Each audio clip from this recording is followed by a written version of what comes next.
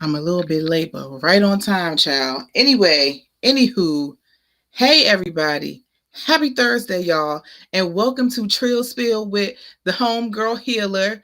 So we're gonna dive right into today's topic, and I'm definitely going to keep it to 30 minutes because your girl is sleepy, but I'm not going to be able to rest until this conversation gets started, honey. So here we are.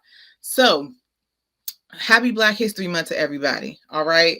So last week on Trill Spill, we started off Black History on an amazing note because we talked about the amazing, the incomparable, the badass Janet Jackson.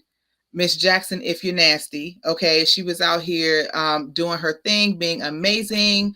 So we had a really great chat talking about that, talking about control and how taking control of our lives can put us into position to live our best lives. Okay, sometimes you got to take the reins and you got to move your shit forward. Okay. All right, so we started off Black History Month really great with that. And between now and then, child, when I say all the shit, honey, done hit the fan in Black History Month, okay? All of it done hit the fan. It's been pretty wild.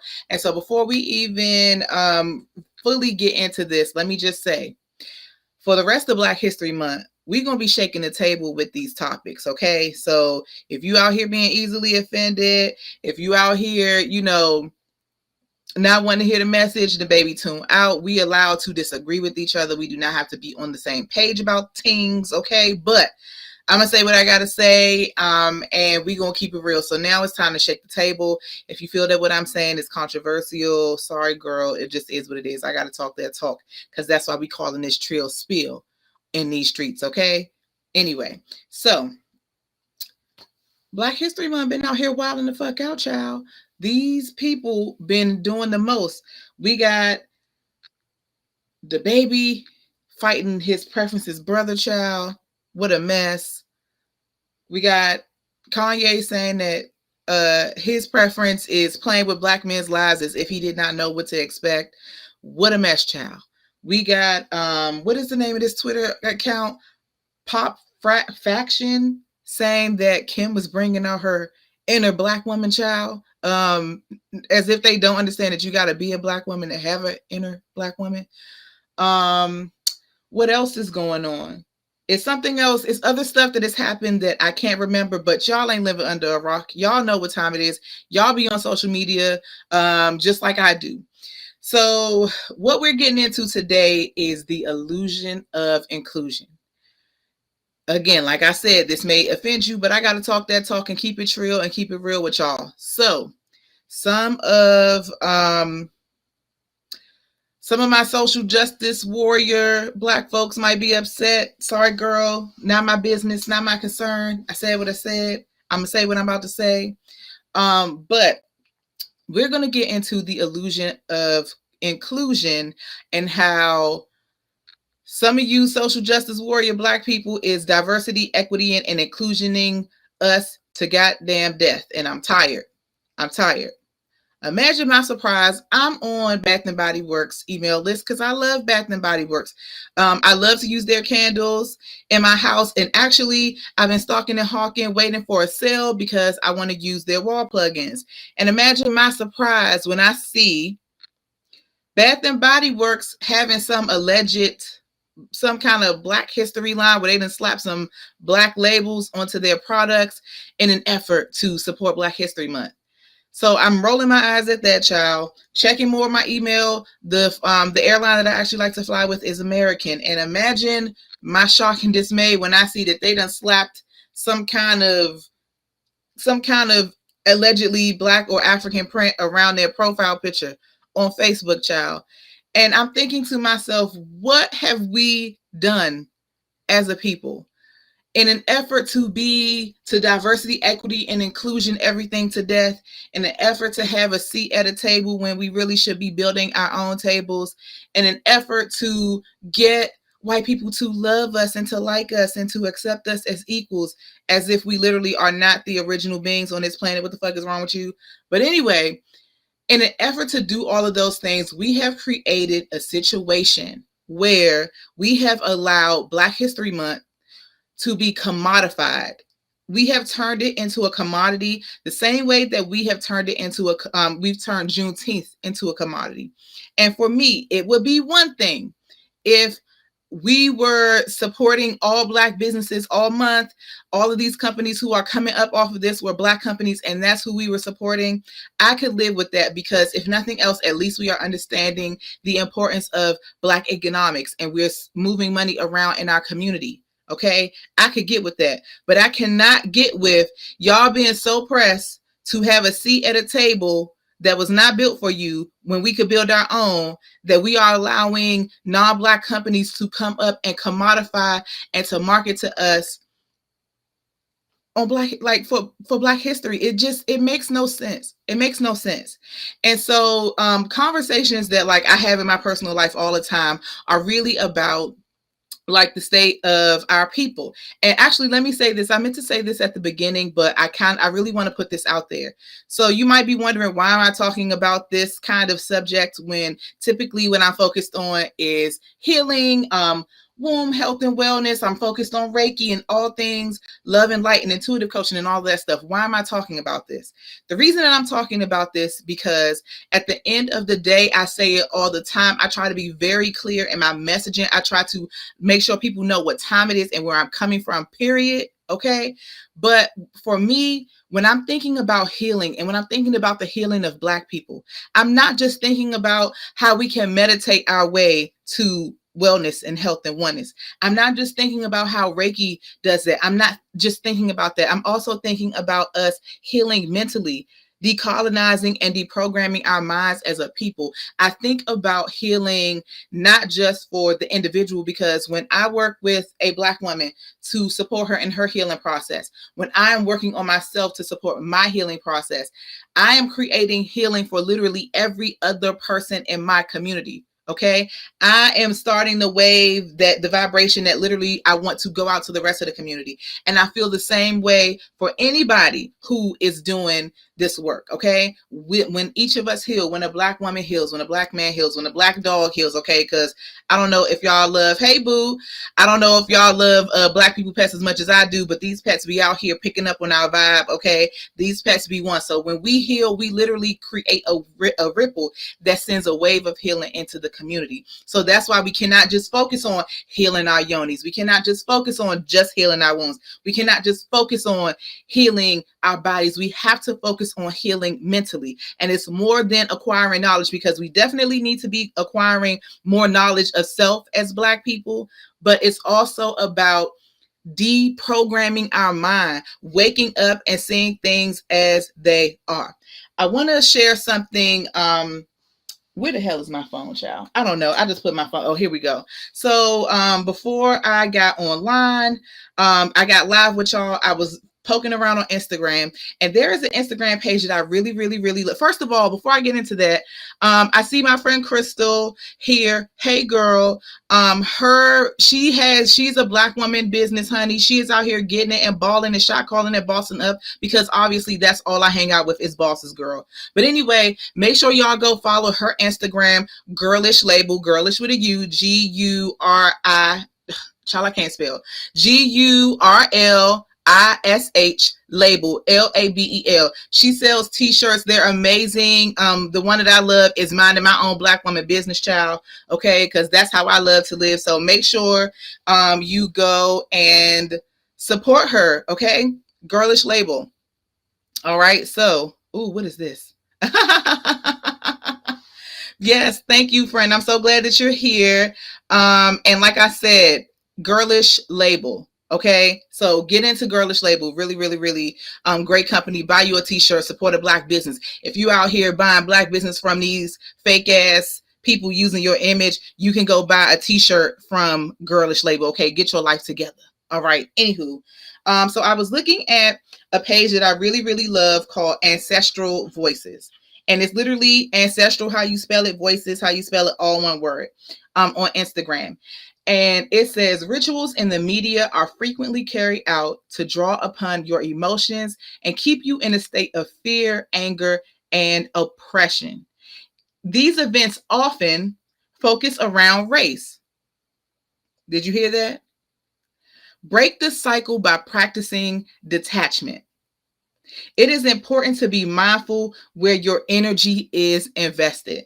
So when I saw that right there, I was like, I definitely need to be talking about this tonight because we are spending so much time fighting to seek acceptance, to seek a place at a table that literally is not us. We are fighting so hard for critical race theory, unpopular opinion.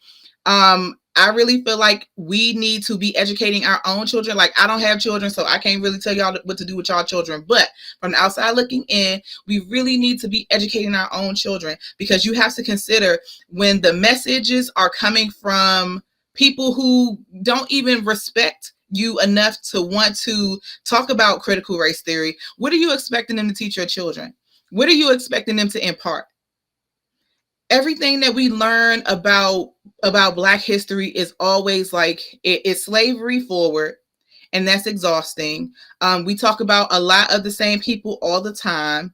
That's exhausting because there's way more to our history than slavery. We had literally a whole history before slavery, but we are so obsessed with trying to measure up to the bar of whiteness. We are so obsessed with trying to fit in with the Joneses that we are not looking in and looking at ourselves, okay? And it's really wearing me out. But if you do want some content that is talking about really great figures in Black history, because it is absolutely 100% deserved, and we should be learning about our icons and our heroes.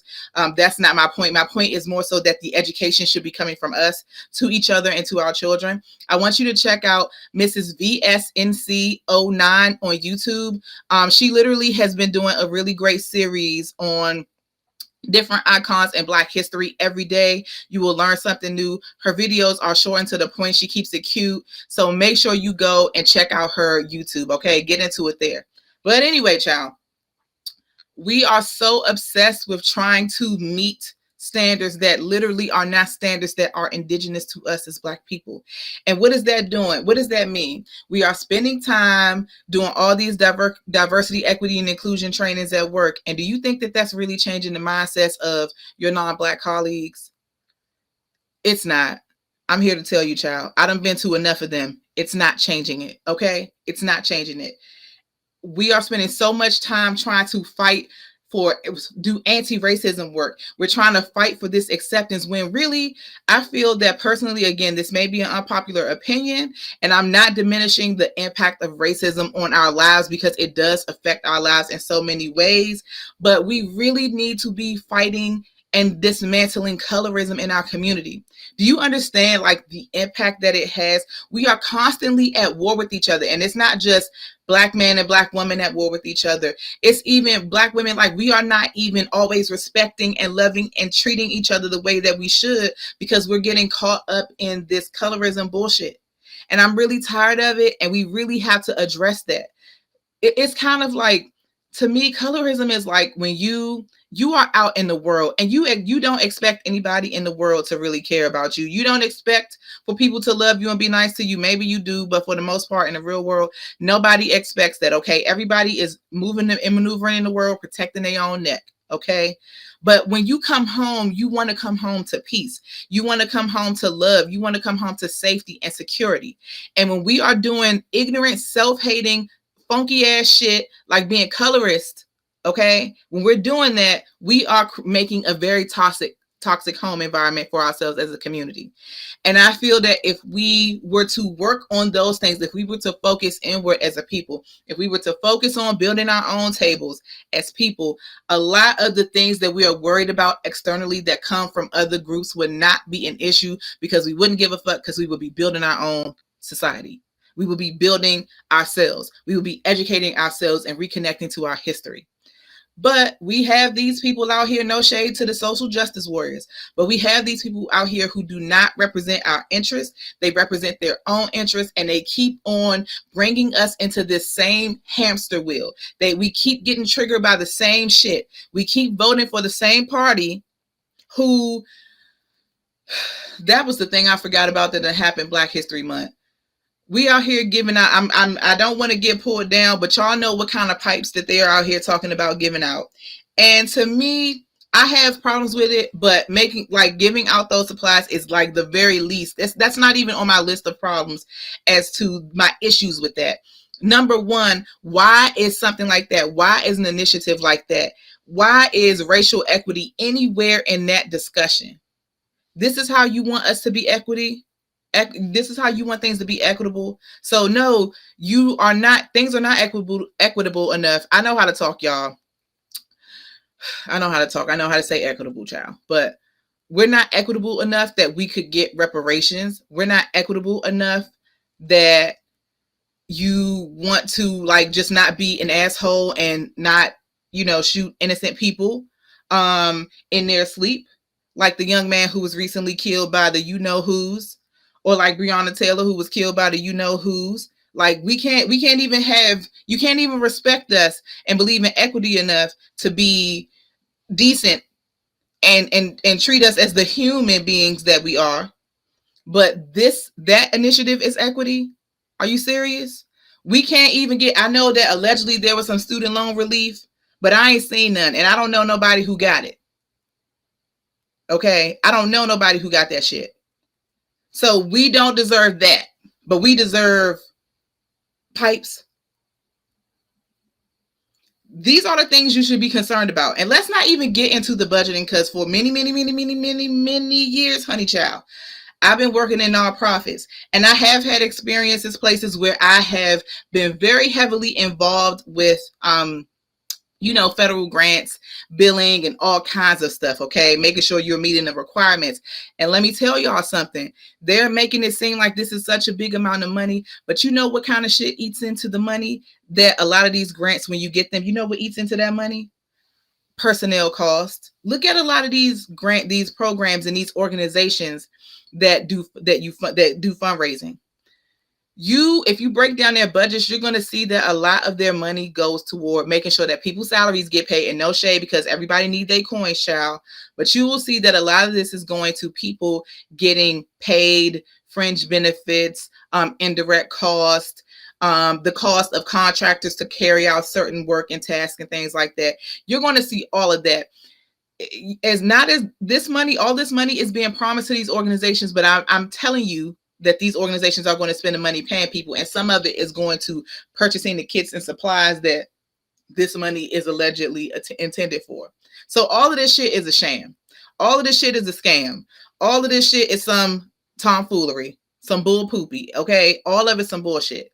So we are so busy fighting for these things. We are so busy being okay with the bones, like just getting whatever little things are being thrown at us. We are always guilted into not putting ourselves first and prioritizing ourselves. There is benefit to other groups. There's benefit to the powers that be when we as Black people are continuing to fight amongst one another. We're not really focused on the things that are going on around us. This also another controversial concept, child. I'm just dropping all these bombs today. I don't care. It is what it is. You can have a problem with it. We're entitled to our opinions as long as we're respectful. Having different opinions is fine. But we get very, very, very, very caught up in this POC and this BIPOC terminology shit. And what I think that we as Black people do not understand is that when we do that, we are always prioritizing other people's needs. And you want to know how I know that's true? Consider the different types of legislation that have been passed over the course of the Biden administration, child. Consider the things that have been passed, the types of legislation that has been passed, the group specific types of legislation that have been passed. And I want you to ask yourself, has there been anything that is specifically for Black people that has been passed? Child, the answer is no. Don't even waste your time. Okay. We all know that the answer is no. But we spend so many time fighting for everyone else, trying to make sure that everyone else is cared for, trying to make sure everyone else feels included. And we do not get that same shit in return. I'm sorry to say it. We don't, girl. Sorry. And it doesn't matter if you are great friends with somebody in a different group, if you are married and have children with somebody in a different group. Okay, girl, that is your business. Or guy, that is your business. But none of that means that those people are like those people, their community is rallying around and trying to help to push Black issues. Black issues are going to get pushed only so far as that means that issues for everyone are getting pushed. So we really get caught up in that label, and we are constantly saying it and constantly speaking for other groups that are not reciprocating the same thing. And we are always willing to put ourselves on the back burner to make sure that everybody else is okay. At a certain point, Black people, you're going to have to get your titty out the collective, out of the mouth of everybody else's group. Feed your own children. I remember a little while ago, my husband and I were talking because we talk about, man, we are definitely like Black consciousness boots over here. And we talk about these things a lot. And we don't always have the same opinion. Well, a lot of times we do, but we don't always have the same opinion. But we always will have a discussion that will help both of us to kind of expand our mind and how we see things. But we were talking about, one time we were talking about breastfeeding. If you didn't know, I am a trained doula. I'm not practicing, child, because your girl is busy and I got things to do, and I just do not have the time to be on call.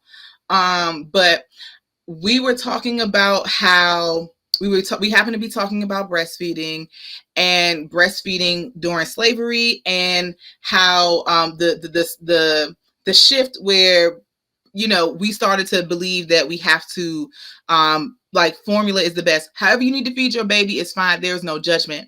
But there has been a real aversion in the Black community of breastfeeding. This is changing now. This is changing recently, and I'm so grateful for this. But we were looking from a historical lens. And what are the reasons that we have, like, maybe we have like intergenerational historical trauma around breastfeeding, and that's why we weren't into it as much. But also you would have these medical professionals coming in and encouraging Black moms that formula is best for their baby, rather than understanding if you are able to produce milk, that is probably really great for your kid, and that's a very natural thing. And so, you know, we also kind of talked about how breastfeeding has been kind of co-opted by the people, by the women who our ancestors were breastfeeding their ancestors.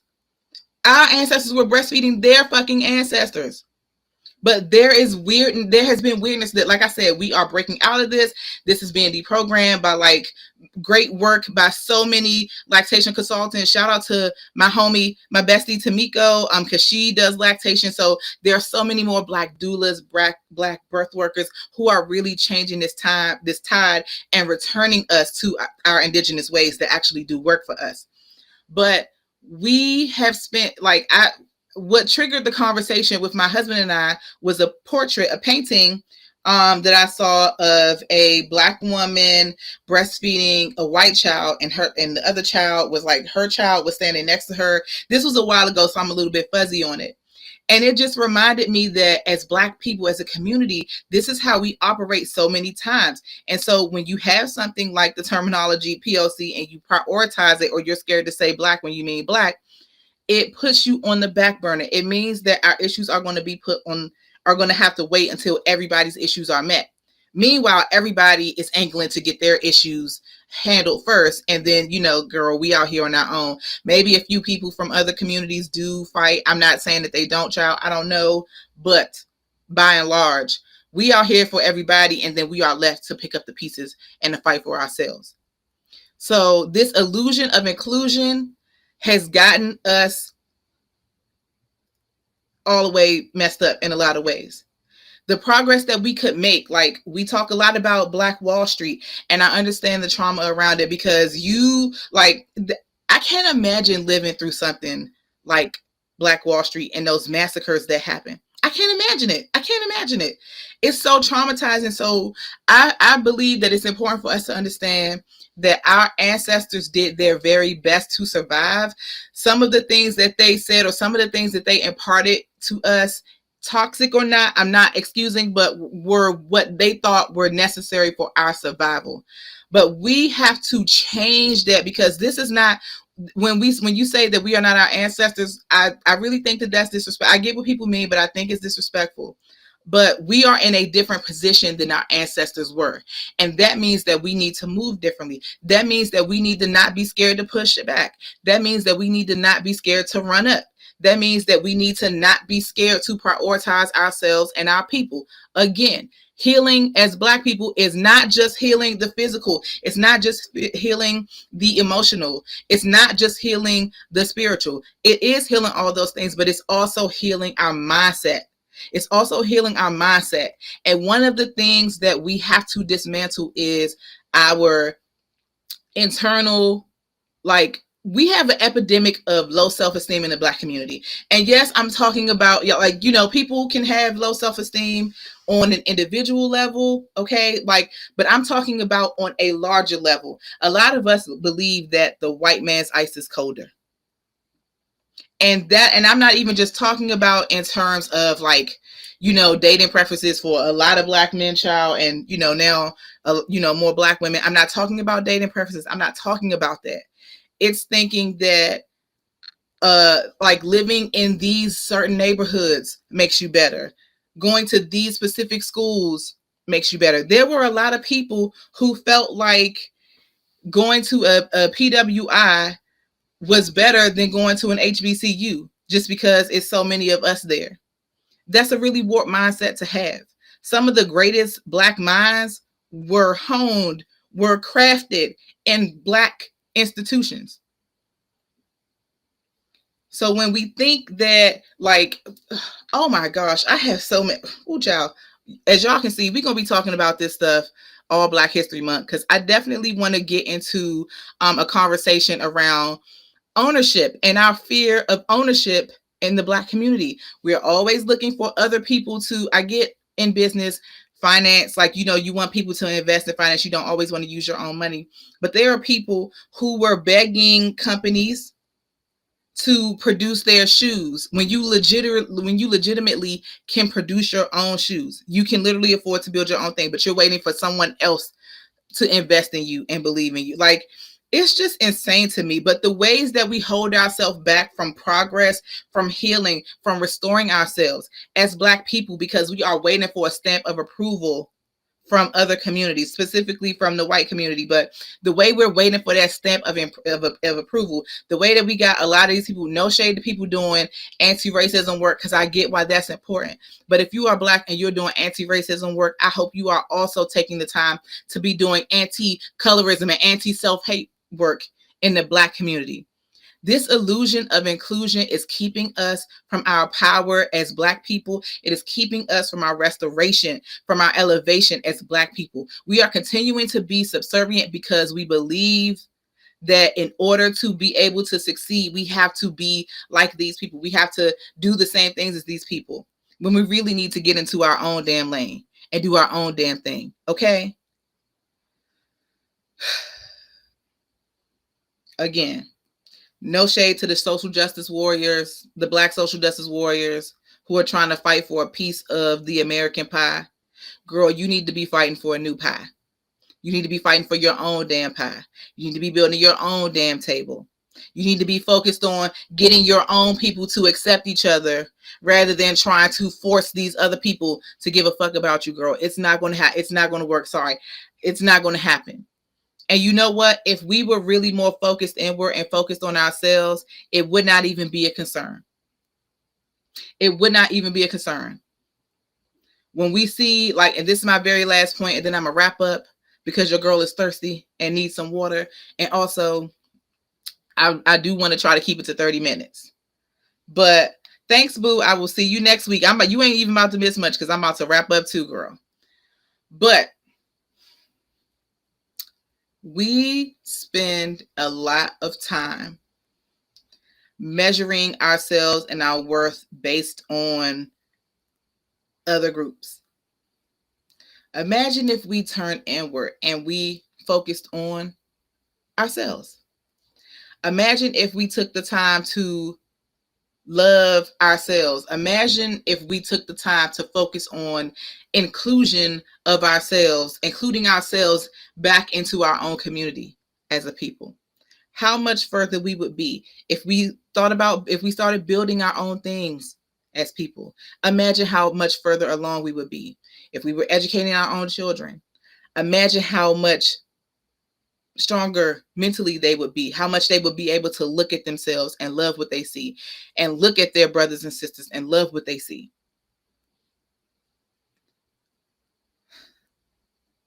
We've really got to break this cycle of this addiction to inclusion, to diversity, equity, and inclusion. Because our focus, our attention, our time is needed elsewhere. Literally, the future generations of Black people, of Black children, depend on it. Okay? So stop worrying about what everybody else is doing. And let's worry about what we need to be doing ourselves. Let's stop being so pressed for representation that we allow these white companies to commodify everything that means something to us, like Black History Month, like Juneteenth. We didn't need no damn Juneteenth holiday. You know why we didn't need it? Because we was already doing the damn thing and celebrating it, especially in Texas where it originates. The same way in DC, we have Emancipation Day. It's only a holiday in DC, but you know, we make it work. We do our thing. The answers that we seek to our healing as people literally come from within. They come from us. They're not going to come from you trying to make these other people like you and accept you. Who in the hell is going to give up their privilege? Who in the hell is going to give up their, if they are the boss, the baller and the shot caller, who's going to give that up? Nobody. If they keep fooling you into thinking they are, girl, you silly and you lost and you don't know what you're doing. You don't know. You don't really see what's going on. So I want us to wake up. I want us to wake up from this illusion, get out this slumber, child, and let's get back to building. With that, I'm out of here, child. I'm sending you in love. I'm sending you in light. I'm sending you off in healing. I'm sending you out here in self-love.